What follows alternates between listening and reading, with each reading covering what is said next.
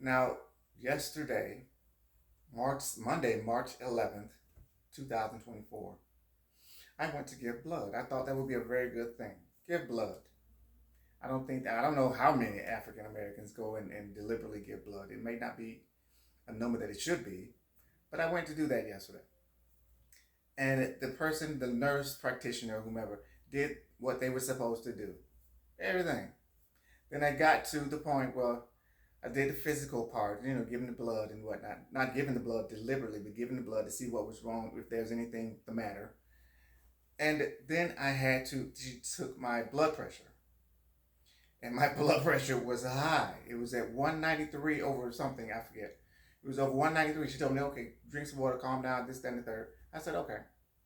Came back about 10 minutes later, and it jumped to 223 over like 139, something like that. I was like, what the fuck? What? And she got up, she was like, oh, that's stroke level. What? She went and got the two doctors that was in the house and was like, ethically, they were supposed to call an ambulance and take my ass to the fucking emergency room.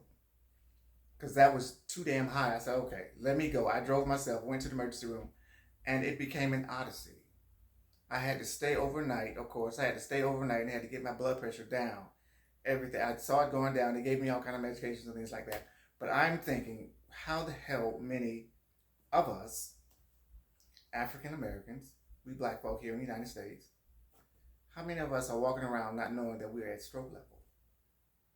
And where does that come from? Is it a part of us to just simply keep going and moving and have to always be on that hustle? That thing that makes our blood pressure go up. And I had no symptoms. None at all. This is why they call it the silent killer. The stroke or heart attack, whatever it may be. Whatever you get from having a blood pressure that is 220 something over 119. I think when I got to the hospital, they did it again. It went up 227 over 119. That's what it was at the hospital. I said, holy shit. And so they got it down. But how many of us are walking around with that kind of level of stress? Because that's primarily what it is. What it was for me anyway. Because I don't eat much salt. I don't eat much sugar. I don't eat much, haven't eaten a lot of sugar since I stopped drinking coffee in like 4 years ago.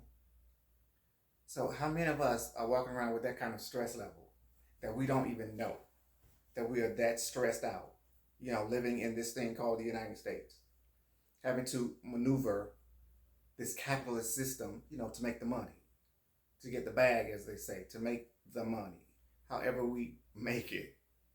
We either we're still trying to get into that colonialist thing of money, of the capitalist system that happened 500 years ago. And either by tradition, we're kept out, or by law, we're kept out.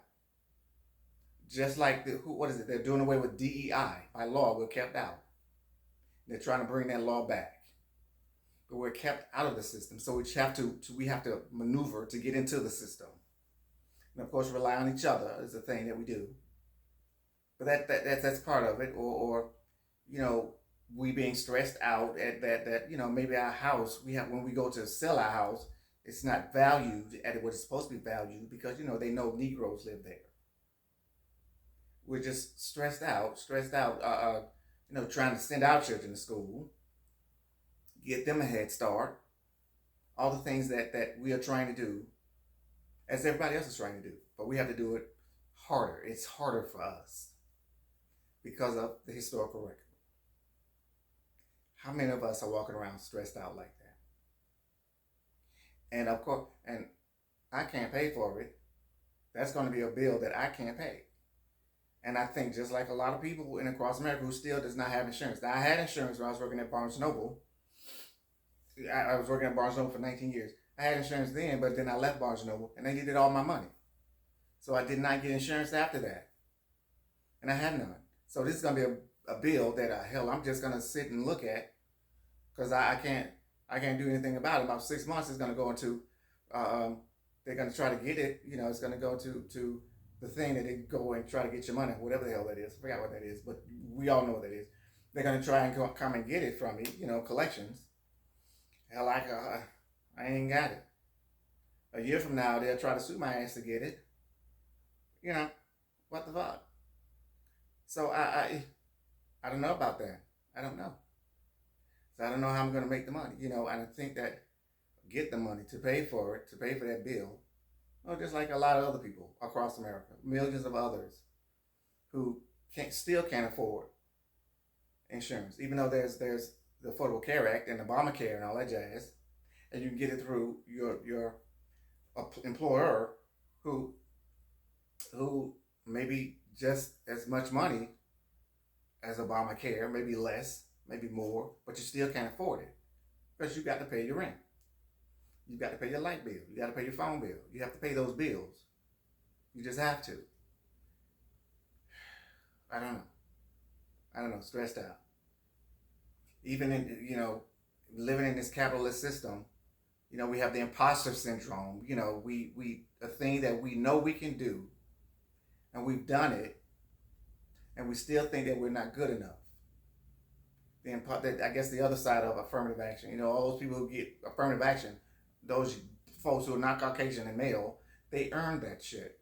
But a lot of us, we have to earn it by showing you, not by having a certificate to let you know that we've earned it. But we have to show that we've earned it by showing you that we've earned it, and through action. And we're thinking our brain, maybe our actions are not good enough because I'm a writer. I love to write. And of course, already when you're a writer and you are of African descent or not Caucasian, not European, you're speaking in the language of the European, whatever European language that is. Because we speak English. I speak English. That's what we speak. Care about being from a Negro face and what is that? Black language. What the fuck is that? Ebonics. Care about that. We still speak English, and we speak English. We speak English correctly. We do. We know how to speak English correctly. And when you're a writer and you're writing in the language of the colonizer, the oppressor, they're looking at you. And then, of course, black folks are looking at you to write about them or to send a message or whatever, even though you're just simply a writer. Because I wrote I wrote a book in the voice. I wrote a book. If you've ever seen Jane Eyre or read Jane Eyre or seen the movies, plural, you know what I'm talking about. I wrote a book called Jonathan Eyre. It's like a gay version of Jane Eyre. And of course, it's an interracial relationship. It just is. And the thing is, how many people are going to read that? But still, you should read it. It's on sale at Amazon Kindle, Arnold Petway. Go get the book, Jonathan Eyre. But it's in that thing, the imposter syndrome, me believing that it's not good enough. But I think it's good enough. So, I'm there in that odyssey of having to pay bills that I can't pay. Already in that odyssey of health care at my age. I'm starting that journey of health care, laying up in the bed in the hospital with people coming by. Are you okay? This, that, and the third. And you're like, oh shit. I'm that gray-haired Negro sitting in the bed who ain't got money, who needs somebody to take care of them. No. I'm going to keep that at bay. I'm going to stave that off as far and as long as I possibly can.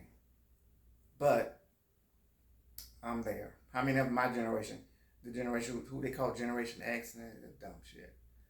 But in this generation, I'm 53. And we are now entering into that part of our lives where we have gray-haired people who have to deal with the healthcare system deliberately. It's not like you broke your arm, broke your leg, and all that shit. But you get stuff all in you get needles in your arm everywhere. You get needles, and they have to check your blood pressure, and they have to check your blood, and they have to check this, and they have to check that, and urine analysis and all this shit.